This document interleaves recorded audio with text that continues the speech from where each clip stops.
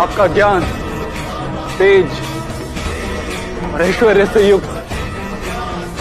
परमात्मा स्वरूप को प्रत्यक्ष देखना चाहता हूं मास्टर। देखो पा